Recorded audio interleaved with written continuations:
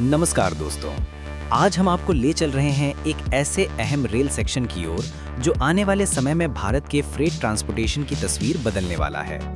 हाल ही में DFCCIL के प्रबंध निदेशक श्री प्रवीण कुमार ने वैतरणा से JNPT सेक्शन का रेल कार निरीक्षण किया।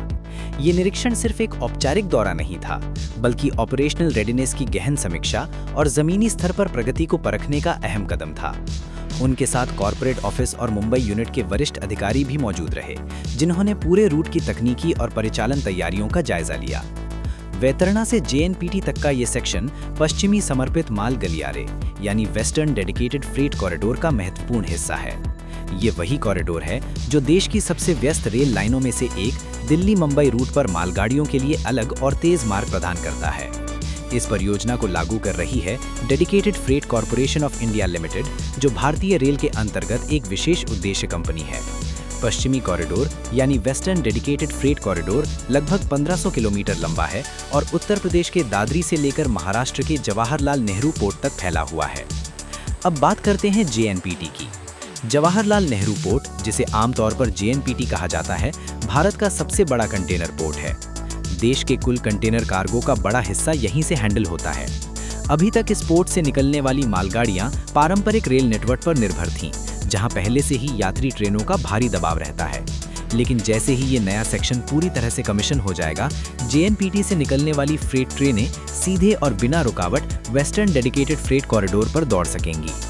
श्री प्रवीण कुमार ने अपने निरीक्षण के दौरान ट्रैक की गुणवत्ता, overhead electrification, signalling system, yard connectivity और लोडिंग अनलोडिंग इंटीग्रेशन की विस्तार से समीक्षा की।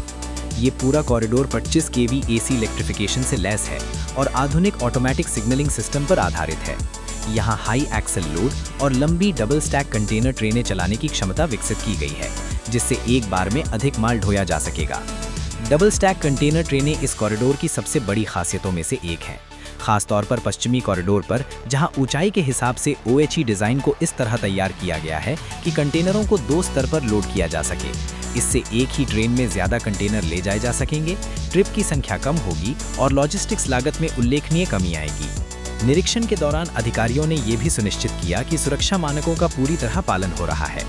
ट्रैक संरचना को हैवी हॉल स्टैंडर्ड के अनुरूप तैयार किया गया है।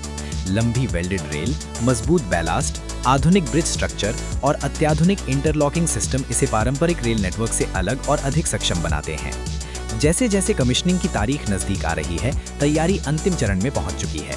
ट्रायल रन, स्पीड टेस्ट और लोड टेस्टिंग के माध्यम से ये सुनिश्चित किया जा रहा है कि जब पहली नियमित फ्रेट ट्रेन JNPT से इस कॉरिडोर पर प्रवेश करे तो संचालन पूरी तरह सुचारू और सुरक्षित हो। इस सेक्शन के चालू होने से मुंबई महानगरीय क्षेत्र और आसपास के औद्योगिक इलाकों को सीधा लाभ मिलेगा। कंटेनर ट्रैफिक को तेज और समर्पित मार्ग मिलने से पोर्ट से इनलैंड कंटेनर डिपो तक माल की ढुलाई का समय घटेगा।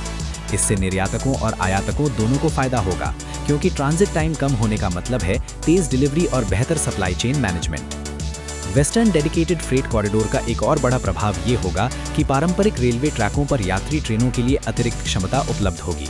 जब भारी भरकम और लंबी मालगाड़ियां अलग कॉरिडोर पर शिफ्ट होंगी तो मुख्य लाइनों पर भीड़ कम होगी।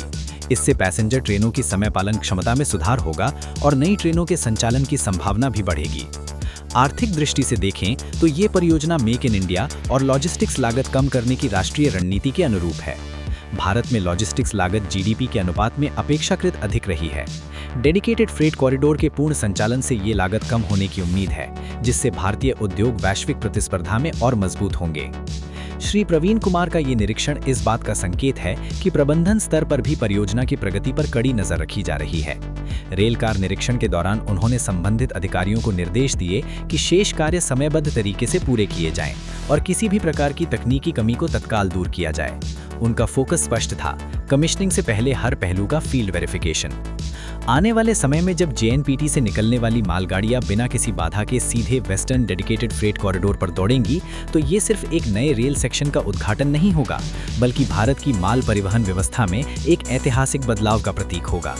ये बदलाव गति, क्षमता, दक्षता और विश्वसनीयता चारों स्तर पर महसूस किया जाएगा। तो दोस्तों, वैतरणा JNPT सेक्शन का ये निरीक्षण और आगामी कमीशनिंग भारत की इंफ्रास्ट्रक्चर यात्रा में एक और मील का पत्थर साबित होने जा रहा है। जैसे जैसे पूरा वेस्टर्न फ्रेट कॉरिडोर पूरी तरह से संचालित होगा, देश की अर्थव्यवस्था को नई रफ्तार मिलेगी और भारतीय रेल का एक आधुनिक, समर्पित और भविष्य उन्मुख चेहरा दुनिया के सामने आएगा। अगर आपको railway infrastructure, dedicated freight corridor और लेटेस्ट रेल अपडेट से जुड़ी ऐसी ही एक्सक्लूसिव और ज़मीनी जानकारी पसंद आती है तो अभी इस वीडियो को लाइक करें, चैनल को सब्सक्राइब करें और बेल आइकन ज़रूर दबाएं ताकि हर बड़ी रेल खबर सबसे पहले आप तक पहुंचे। नीचे कमेंट करके ज़रूर बताएं कि आप वेस्टर्न डेडिकेटेड फ्रेट कॉरिडोर और JNPT कनेक्टिविटी पर क्या सोचते हैं। क्या इससे भारत की लॉजिस्टिक्स व्यवस्था में बड़ा बदलाव आएगा?